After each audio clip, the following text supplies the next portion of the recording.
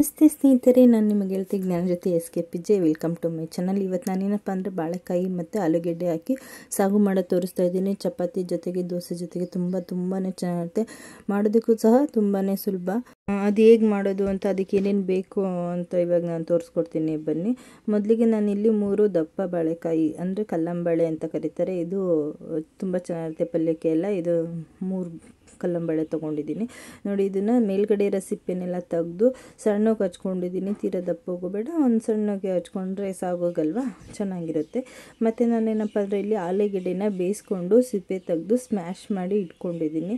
ಈ ಥರ ಸಣ್ಣದಾಗಿ ಸ್ಮ್ಯಾಶ್ ಮಾಡಿ ಆಲೂಗೆಡ್ಡೆನೂ ಸಹ ನಾನು ರೆಡಿ ಮಾಡಿ ಇಟ್ಕೊಂಡಿದ್ದೀನಿ. ಮತ್ತು ಒಗ್ಗರಣೆಗೆ ಏನೇನು ಬೇಕಪ್ಪ ಅಂತ ಅಂದರೆ, ಒಗ್ಗರಣೆಗೆ ನೋಡಿ ನಾನಿಲ್ಲಿ 1-2 ಈರುಳ್ಳಿ, 1-2 ಮೀಡಿಯಮ್ ಸೈಜ್ ಟೊಮೊಟೊ, 3-4 ಹಸಿರುಮೆಣಸಿಕಾಯಿ ಮತ್ತು ಹುಳ್ಳಿಕಾಯಿ, ಸ್ವಲ್ಪ ಹುಳ್ಳಿಕಾಯಿ ತೊಗೊಂಡಿದ್ದೀನಿ. ಮತ್ತು 1 ಚಮಚ ಎಣ್ಣೆ, 1 ಚಮಚ ಸಾಸಿವೆ, 1 ಚಮಚ ಜೀರಿಗೆ, ಸ್ವಲ್ಪ ಸಾಂಬಾರು ಪುಡಿ. ಮತ್ತು ಇಲ್ಲಿ ಇದು ಕಡಲೆ ಹಿಟ್ಟನ್ನು ಕಲಸಿ ಇಟ್ಕೊಂಡಿದ್ದೀನಿ, ಕಲಸಿ ರೆಡಿ ಮಾಡಿ ಎಲ್ಲ ಇಟ್ಕೊಂಡಿದ್ದೀನಿ.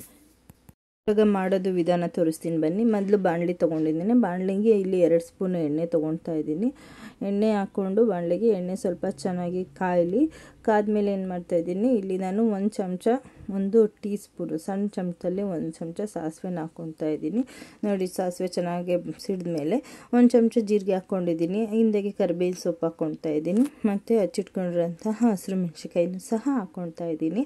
ಹಸಿರು ಮೆಣಸಿಕಾಯಿ ಹಾಕ್ಕೊಂಡು ಮತ್ತು ಸಣ್ಣದಾಗಿ ಹಚ್ಚಿಟ್ಕೊಂಡಿರೋಂತಹ ಈರುಳ್ಳಿನೂ ಹಾಕ್ಕೊಂಡು ಈರುಳ್ಳಿನ ಚೆನ್ನಾಗಿ ಅದರಲ್ಲೇ ಎಣ್ಣೆಲೇ ಫ್ರೈ ಮಾಡ್ಕೊತಾ ಇದ್ದೀನಿ. ಸ್ವಲ್ಪ ಈರುಳ್ಳಿ, ಹಸಿರು ಮೆಣಸಿಕಾಯಿ ಎಲ್ಲ ಅದು ಫ್ಲೇವರ್ ಬಿಟ್ಕೋಬೇಕು ಚೆನ್ನಾಗಿ, ಅದು ಘಮ ಎಲ್ಲ ಬಿಟ್ಕೊಂಡ್ರೆ ಚೆನ್ನಾಗಿರುತ್ತೆ. ಅದರಲ್ಲಿ ಎಣ್ಣೆಲೇ ಸ್ವಲ್ಪ ಚೆನ್ನಾಗಿ ಫ್ರೈ ಮಾಡ್ಕೊತಾ ಇದ್ದೀನಿ.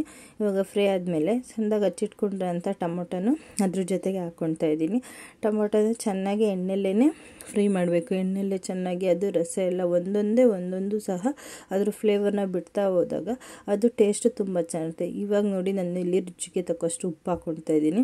ಉಪ್ಪು ಏನಪ್ಪ ಅಂದರೆ ನಾನು ಟೊಮೊಟೊ ಹಾಕ್ತಿದ್ದಾಗೆ ಹಾಕ್ತೀನಿ, ಯಾಕೆಂದರೆ ಅದು ಟೊಮೊಟೊ ಚೆನ್ನಾಗಿ ಉಪ್ಪಿನ ಜೊತೆ ಬೇಯುತ್ತೆ ಅಂತೇಳಿ. ನೋಡಿ, ಇಲ್ಲಿ ಸಣ್ಣದಾಗಿ ಹಚ್ಚಿಟ್ಕೊಂಡ್ರಂಥ ಹುಳ್ಳಿಕಾಯಿನೂ ಸಹ ಹಾಕಿ ಚೆನ್ನಾಗಿ ಎಣ್ಣೆಲೇ ಫ್ರೈ ಮಾಡ್ಕೊತಾ ಇದ್ದೀನಿ.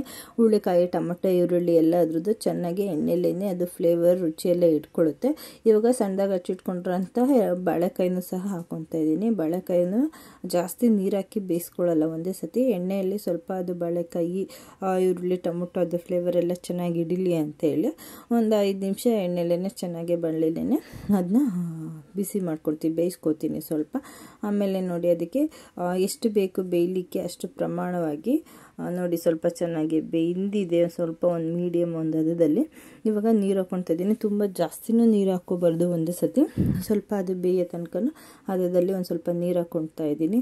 ಮತ್ತು ಮನೆಯಲ್ಲೇ ಇಟ್ಕೊಂಡಿರೋಂತಹ ಸಾಂಬಾರು ಪುಡಿ, ಮಸಾಲ ಪುಡಿನೂ ಅದನ್ನ ಹಾಕ್ಕೊಂಡು ಜೊತೆಗೆ ಎಲ್ಲ ಮಿಕ್ಸ್ ಮಾಡ್ಕೊತಾ ಇದ್ದೀನಿ. ಇವಾಗ ಅದಕ್ಕೆ ಎಷ್ಟು ಬೇಕು ಅದರ ಅಳತೆಗೆ ತಕ್ಕಂತೆ ಇನ್ನೊಂದು ಸ್ವಲ್ಪ ನೀರು ಹಾಕ್ಕೊಂಡಿದ್ದೀನಿ. ನೋಡಿ, ನೀರು ಹಾಕ್ಕೊಂಡು ಇದೊಂದು ಸ್ವಲ್ಪ ಕಲಸಿಟ್ಟಿಟ್ಕೊಂಡಿರೋಂತಹ ಕಡಲೆ ಹಿಟ್ಟನ್ನು ಹಾಕ್ಕೊತಾ ಇದ್ದೀನಿ. ಕಡಲೆ ಹಿಟ್ಟು ಪುಡಿ ಹಾಕ್ಕೊತಾ ಇಲ್ಲ ನಾನು, ಕಡಲೆ ಹಿಟ್ಟನ್ನು ನೀರಲ್ಲಿ ಕಲಸಿ ರೆಡಿ ಮಾಡಿ ಇಟ್ಕೊಂಡಿರೋದನ್ನು ಹಾಕ್ಕೊತಾ ಇದ್ದೀನಿ. ಇವಾಗೆಲ್ಲ ಅದು ಮಿಕ್ಸ್ ಮಾಡಿ ಸ್ವಲ್ಪ ಒಂದು ಹದವಾಗಿ ಬೆಂದಿದೆ. ಇವಾಗ ಲಾಸ್ಟಿಗೆ ಒಂದು ಬೆಂದ ಮೇಲೆ ಸ್ವಲ್ಪ ಹೊತ್ತಾದಮೇಲೆ ನಾನು ಮುಂಚೆನೇ ಆಲೂಗೆಡ್ಡೆ ಹಾಕಲ್ಲ. ಆಲೂಗೆಡ್ಡೆ ಆಲ್ರೆಡಿ ನಾವು ಬೇಯಿಸಿ ಸಿಪ್ಪೆ ಸುಳಿದು ಸ್ಮ್ಯಾಶ್ ಮಾಡಿ ಇಟ್ಕೊಂಡಿದ್ದೀವಿ, ಅದನ್ನೇನು ಮುಂಚೆನೇ ಹಾಕೋ ಅವಶ್ಯಕತೆ ಇಲ್ಲ. ಬಾಳೆಕಾಯಿ ಸ್ವಲ್ಪ ಬೇಯಬೇಕು. ಬಾಳೆಕಾಯಿ ಎಲ್ಲ ಬೆಂದಿದೆ, ಬೆಂದ ಮೇಲೇ ನಾನು ಆಲೂಗೆಡ್ಡೆನ ಹಾಕ್ಕೊಂಡಿರೋದು. ಆಲೂಗೆಡ್ಡೆನ ಹಾಕಿ ಬಾಳೆಕಾಯಿ, ಅದು ಕಡಲೆ ಹಿಟ್ಟು ಎಲ್ಲ ಹಾಕಿ ಇವಾಗ ನೋಡಿ ಹದವಾಗಿ ಗಟ್ಟಿಗೂ ಆಗಿದೆ, ತೀರಾ ತೆಳ್ಳಗಾಗಿಲ್ಲ. ಆಮೇಲೆ ಸ್ವಲ್ಪ ಕೊತ್ತಂಬರಿ ಸೊಪ್ಪನ್ನು ಹಾಕ್ಕೊಂಡು ಎಲ್ಲ ರೆಡಿ ಆಗಿದೆ. ತುಂಬಾ ಚೆನ್ನಾಗಿದೆ.